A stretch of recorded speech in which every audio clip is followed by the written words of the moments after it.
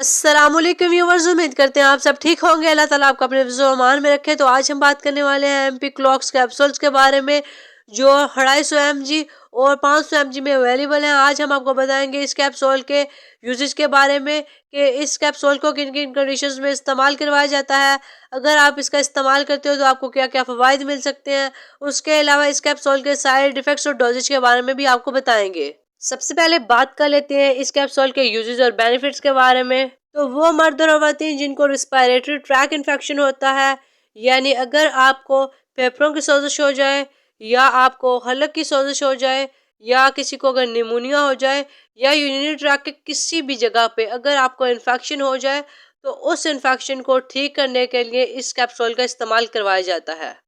इसके अलावा अगर किसी को यूरिनरी ट्रैक इन्फेक्शन हो जाए, जिसमें अगर किसी को मसाना की सोजिश हो जाए, गुर्दे की सोजिश हो जाए या यूरिनरी ट्रैक के किसी भी हिस्से में अगर आपको इन्फेक्शन हो जाए, तो उस इन्फेक्शन को ठीक करने के लिए इस कैप्सूल का इस्तेमाल करवाया जाता है।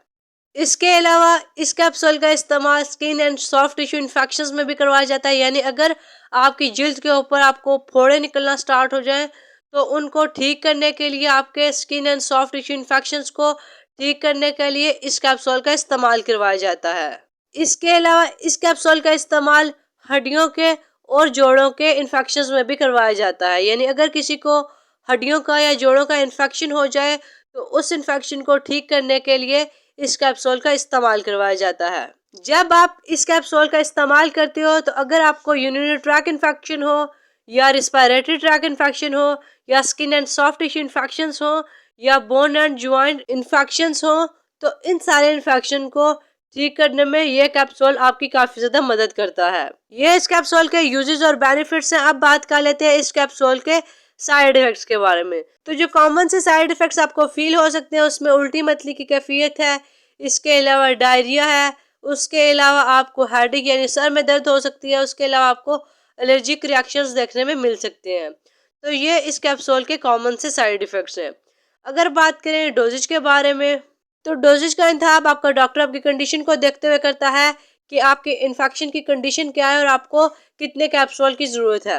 अगर आपको डॉक्टर ने एक कैप्सूल एक दिन में प्रिस्क्राइब करके दिया है, तो फिर आपने खाना खाने के बाद इसको पानी के साथ लेना होता है।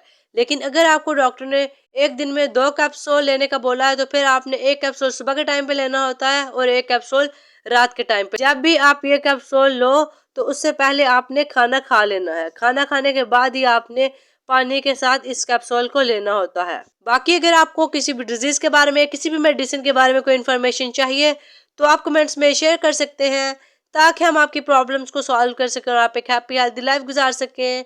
वीडियो अच्छी लगी तो चैनल को लाइक, सब्सक्राइब और शेयर करना मत भूलिएगा। बेल नोटिफिकेशन को ऑन कर लीजिएगा, ताकि हमारे चैनल पर आने वाली न्यू वीडियोस का नोटिफिकेशन आपको मिलता रहे। आप अपने प्यारों का ख्याल रखिएगा। तमाम दुआ बच्चों की पहुंच से दूर रखें। अल्लाह हाफिज।